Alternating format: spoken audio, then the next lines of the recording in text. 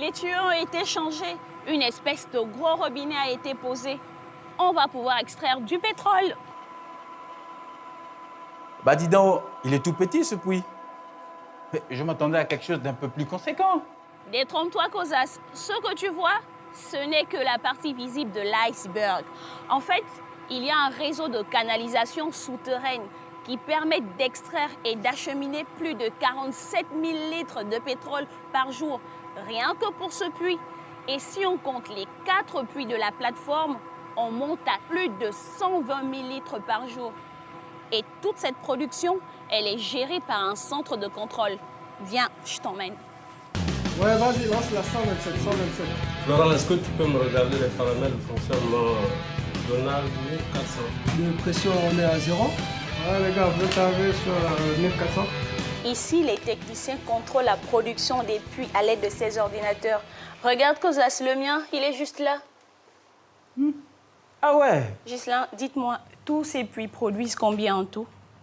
Ben, le champ Donald est composé de 90 puits aujourd'hui qui font une production de 25 500 barils par jour. Si vous essayez de faire la conversion en litres? Ben, notez qu'un baril équivaut à 159 litres. Ceci dit, 25 500 barils nous emmène à faire une estimation de 4 millions de litres. Et là, ça me parle plus. Expliquez-moi clairement, qu'est-ce que l'on surveille ici? Ça, c'est une salle de contrôle dans laquelle on a accès en fait aux différents paramètres de fonctionnement d'un puits. Sachez que sur nos 90 puits, on a 2 puits seulement qui sont éruptifs. Donc, entendez par éruptif des puits qui produisent seuls sous l'effet de la pression. Voilà. Et donc, le reste des puits sont définis comme activés, ça veut dire équipés de pompes. La pompe, ici, dans notre cas, va nous permettre de remonter le fluide. Généralement, un puits est produit au début de façon naturelle, donc éruptive. Et maintenant, avec le temps, on peut assister à une baisse progressive de pression du réservoir. Donc, cette baisse peut, à un moment donné, justifier la nécessité d'équiper le puits de la pompe, puisque baisse de pression du réservoir équivaut à difficulté ou voire incapacité du fluide à remonter tout seul. Donc, dans ces conditions, on équipe le puits de la pompe. C'est comme lui apporter plus d'énergie pour pouvoir remonter le fluide à la surface. Tu vois, Kozas, avec ces pompes, on peut continuer l'exploitation du gisement. C'est vrai. Mais comme tu viens de nous le démontrer, Gladys, plus on exploite les réservoirs, moins ils produisent.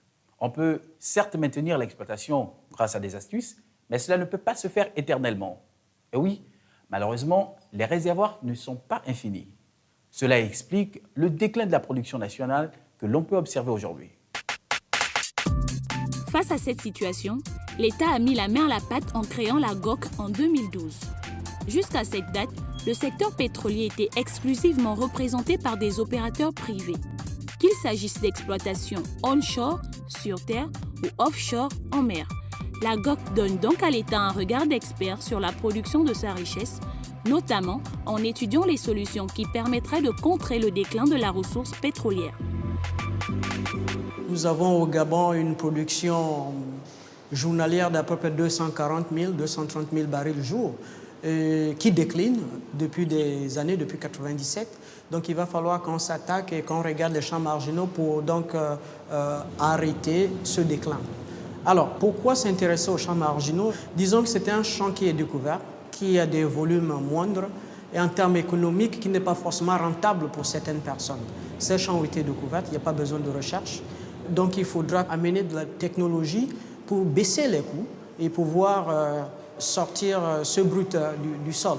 Donc, il y a beaucoup de champs marginaux qui ont été découverts au Gabon. S'intéresser à leur développement est une partie de la stratégie de Gabon Oil et nous les regardons. C'est un problème d'ampleur nationale parce que nous pensons qu'il faudra développer toutes les ressources qui existent, non seulement pour les générations présentes, mais aussi pour les générations futures.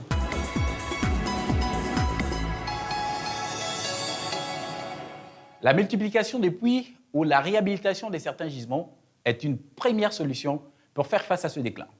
Mais il existe une seconde voie. Alors ici, nous voyons l'ensemble des zones exploitées ou explorées à l'heure actuelle.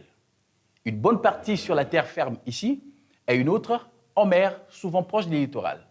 Mais pour donner un second souffle à la production du pétrole, il faut aller chercher là où on n'a pas encore mis les pieds, au large de nos côtes, ici, à quelques milliers de mètres sous la mer. C'est ce qu'on appelle un forage profond, voire ultra profond. Qu'est-ce qu'on attend alors pour se lancer? Eh bien, en fait, extraire du pétrole dans ces conditions est un véritable défi, ma chère.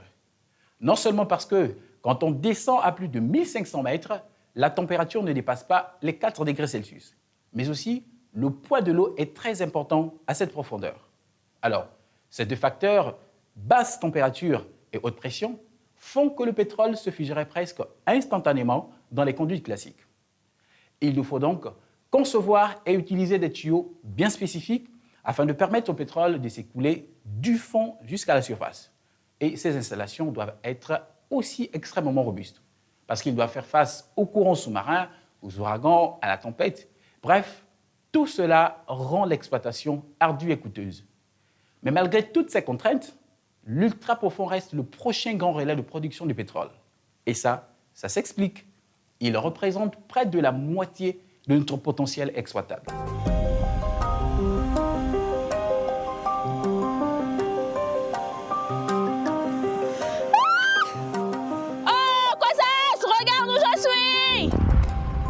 Hé là, ne reste pas longtemps là-haut, s'il te plaît. Tu me donnes le vertige. Bon, en attendant, si on veut avoir le meilleur pétrole possible, il faut lui faire subir quelques petits traitements, qu'ils soient en mer ou sur terre. En fait, quand le pétrole sort du sous-sol, il est mélangé à de l'eau et du gaz qui sont naturellement présents avec lui dans le réservoir. Donc, on va trier tout ça dans des installations qui sont là juste derrière moi. Et après, on va laisser le pétrole reposer tranquillement dans ces grandes cuves que tu vois juste là de Cosas.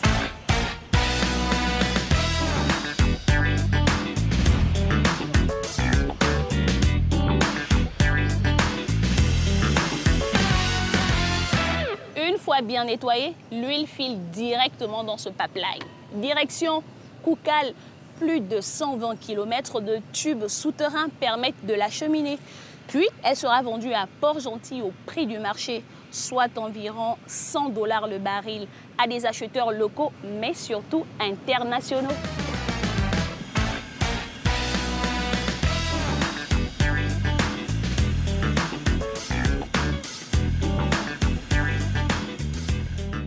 En effet, Gladys, le commerce du pétrole est entièrement mondialisé. Qu'il soit vendu à l'international ou au sein de notre pays, le prix reste le même. Un prix défini par les lois du marché. À 100 $ le baril et plus de 220 000 barils par jour, son exploitation représente un enjeu crucial pour notre économie. Ça, nous l'avons compris.